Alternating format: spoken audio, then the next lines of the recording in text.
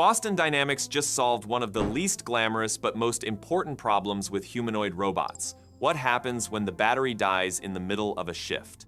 The production version of Atlas can now recognize that its battery is running low, walk back to a dedicated battery station, remove the depleted pack, install a fresh one, and go straight back to work. The whole swap takes less than 3 minutes, with no human stepping in. That's a big change for real factory use because battery downtime can wreck the economics of these machines.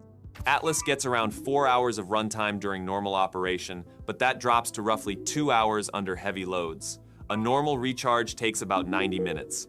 So instead of sitting idle for an hour and a half every few hours, Atlas can swap batteries in under 3 minutes and continue through much longer shifts with minimal interruption. And Boston Dynamics is clearly building this version around actual industrial work. Atlas stands about 6 feet 2 inches tall and weighs roughly 198 pounds or 90 kilograms. It can handle sustained loads of up to 66 pounds, around 30 kilograms, and briefly lift as much as 110 pounds or 50 kilograms. Its hands have tactile sensing, and a 360-degree camera system gives it a continuous view of its surroundings. The focus is lifting, moving objects, material handling, and adapting to changing factory environments, rather than following only fixed, pre-programmed routines. It's fully electric, AI-controlled, and the hardware has been simplified in ways that should help both training and maintenance. Atlas uses only 2 actuator types across its body, while its arms and legs have a symmetrical design. Its joints also avoid cables running across them, allowing continuous rotation while reducing wear. That simpler mechanical setup also helps simulation because engineers can model the real machine more accurately. And simulation is becoming a huge part of how Atlas learns. Boston Dynamics has been using reinforcement learning and large-scale simulation to teach heavy object handling, carrying, balancing, and whole-body coordination. The company says modern simulation systems can run the equivalent of millions of hours of robot training in a single day, and learned behaviors can then be transferred to a physical humanoid in roughly an hour. That matters because the sim-to-real gap has always been one of robotics' biggest headaches. A skill can look perfect virtually and then fail on real hardware because of friction, motor limits, timing delays, weight shifts, or tiny differences in the environment. Boston Dynamics says Atlas's simpler hardware architecture helps make the simulation more faithful, which improves the transfer. One test showed how far that has come. Atlas moved a refrigerator weighing more than 100 pounds after training with substantially lighter loads. That requires much more than raw strength. The robot has to see the object, anticipate its weight, control the forces through its hands, maintain balance, and coordinate its entire body while the load shifts. Even the flashy movements still have a practical reason behind them. Kicks, handstands, and backflips force the control system to develop balance, recovery, agility, endurance, and whole body control. Those same abilities are useful when a robot takes a bad step while carrying something heavy or has to recover from an unexpected force. So Atlas is starting to look less like a collection of impressive demos and more like a machine designed around a complete industrial work cycle. Learn quickly, handle heavy objects, monitor its own energy, swap its own battery, and get back to work. Which brings us to how those movements are being taught, because there's a research paper behind them and it's genuinely clever. The RAI Institute, working with Boston Dynamics, built a framework called ZEST, Zero-Shot Embodied Skill Transfer. The pitch is that instead of hand engineering a controller for every new skill, you feed it motion data and it figures out the rest in a single training stage before deployment. It pulls from 3 sources: high-fidelity motion capture, ordinary video shot on a single camera, and keyframe animation. Human movement from the first 2 gets converted into something a robot body can execute through kinematic retargeting, while animation lets you specify motions a human physically can't do, or that make more sense on a non-humanoid frame. And crucially, the demonstrations don't need labels telling the robot when or where to make ground contact. It works that out. The policy itself is trained entirely in simulation and transferred to hardware with 0 fine-tuning. It's a relatively simple feed-forward network that relies only on onboard proprioception once it's running, no external tracking. What it skips is the interesting bit.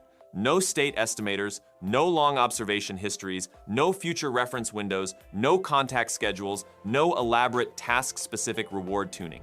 All the scaffolding that normally makes robot control pipelines a nightmare to maintain. Two mechanisms make it work. The first is adaptive sampling.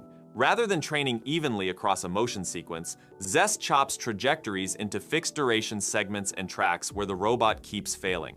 Hard segments get sampled more often, while a minimum sampling probability keeps the easy stuff from being forgotten.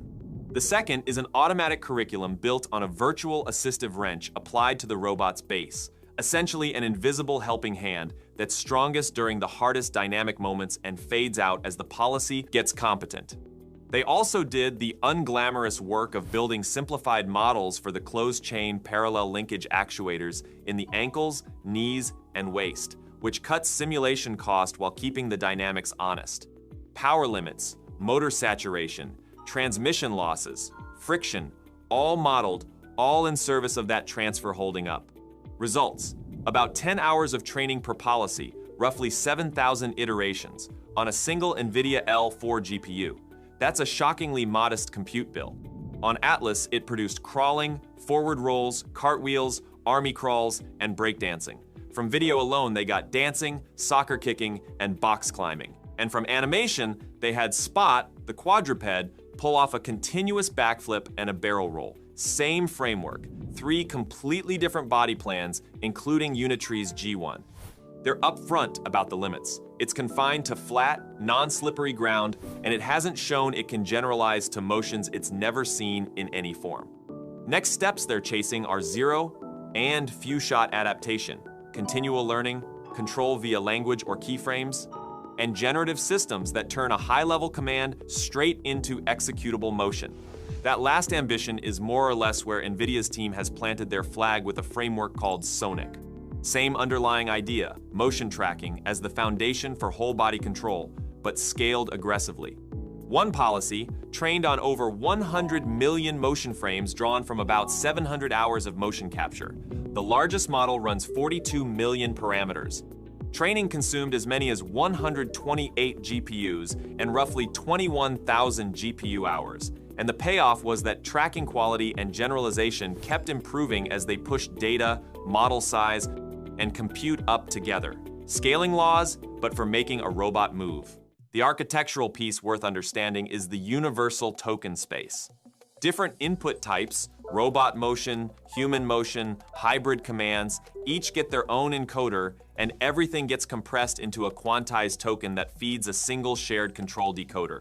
That one design decision is what lets the same policy accept VR, teleoperation, video-based control, text prompts, music, and vision language action models without retraining anything underneath. On top of that sits a real-time kinematic motion planner generating short segments between keyframes, continuously replanning as new commands arrive. So you can change direction, speed, or style mid-motion and the robot just absorbs it. Video input works from pre-recorded clips or a live webcam. Text prompts specify things like walking or kicking.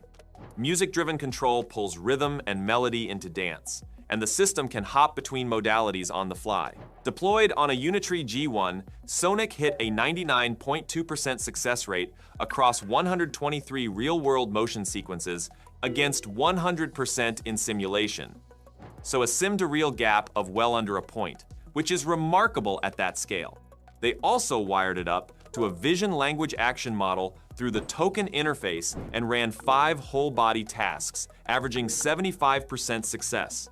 Those tasks included picking objects up, opening a trash can with a foot pedal, and coordinating hand and foot together to drop a soda can in the bin. As the team put it, they expect Sonic to serve as a foundation that higher-level perception and reasoning can be built on top of. Their broader argument is that a shared action representation stops treating locomotion and manipulation as 2 separate problems, which is how most of the field has handled it until now. Meanwhile, on the commercial end, BYD just put a humanoid on its showroom floors. It's called G.O.T. It stands 5.2 feet, 1.61 meters, and weighs 128 pounds, so 58 kilos, 31 degrees of freedom, 7 of which are in the hands.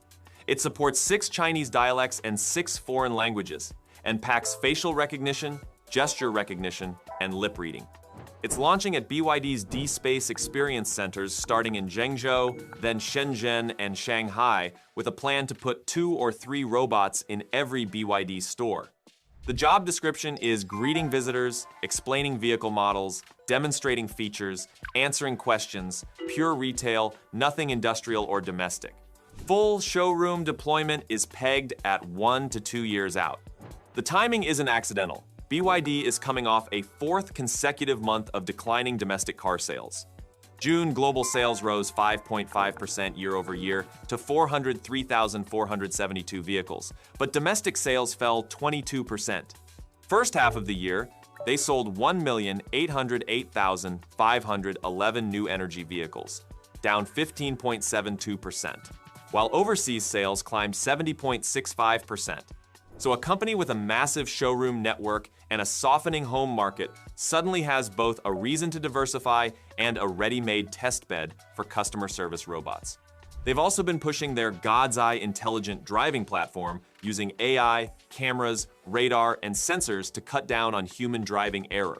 XPeng's playing the same game from a different angle, scaling its iron humanoid past 1,000 units a month by the end of 2026, deploying them as showroom sales assistants in China in Q1 2027, then overseas later that year. All of which lands against a policy backdrop that's tightening fast. On July 28, the US FCC added foreign-produced advanced robotic devices, humanoids and quadrupeds both, to its covered list.